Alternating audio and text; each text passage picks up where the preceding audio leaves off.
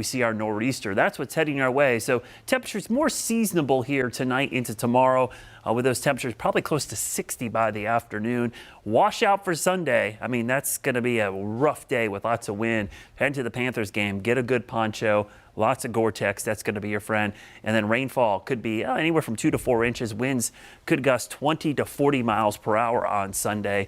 That is going to be a real mess across the region with that heavy rain. Taking a look at the satellite, you can see mostly clear skies here, but as we look off to the southwest, this is what I'm watching. A couple interesting scenarios here. We've got the Pacific jet stream, subtropical jet. You see those clouds? That tells you the jet is going full blast here across the Gulf of Mexico. Upper level low in the northern branch is going to swing down there. That's going to allow for low pressure to form in the Gulf of Mexico and then move up the east coast. Now, this nor'easter is going to have a lot of rain with it, especially Sunday into Monday. Will be long gone by late Monday into Tuesday, but the wind, I think, is going to be a big part of this as well.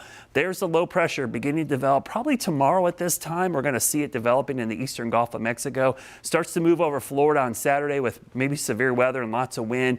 Pressure really bottoms out here. We could see record low pressure. Remember, the lower the pressure, the stronger the storm. That's a measurement of intensity of storm systems. Low pressure means there's actually air being pulled off the surface, so the pressure drops, and it's like a gap or a void in the atmosphere, so air rushes in to fill it, and that creates the strong wind. So when you see these deep low pressure systems like hurricanes, nor'easters, big low pressure systems, they produce a lot of wind. In this case, a lot of wind and rain. It'll move up the coast and cause all kinds of issues. So what I'm going to do here is plot the future cast, but we're going to put the wind speed. So these will be the wind speeds and directions in wind gust. This is not sustained. This is gust here as we go through time. So Saturday night into Sunday morning, here comes the rain, widespread rain. Look at the winds gusting maybe 20, 25, but as we go through the day, the gusts start to pick up closer to 25 to 30.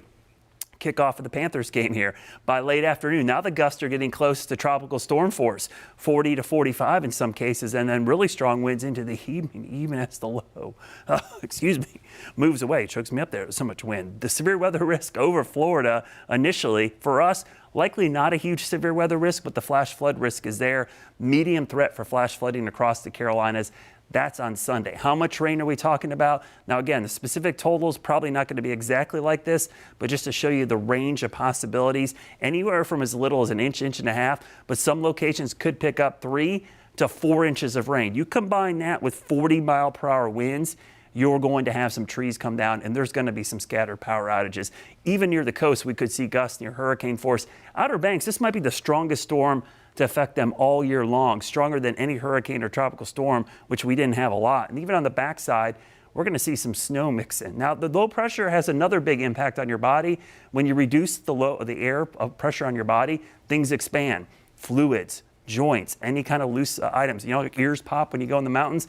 Well, in this case, when the atmospheric pressure drops, the pressure in your joints begins to expand a little bit, and that causes pain. So the aches and pains forecast, especially with the record low pressure that we could see on Sunday into Monday.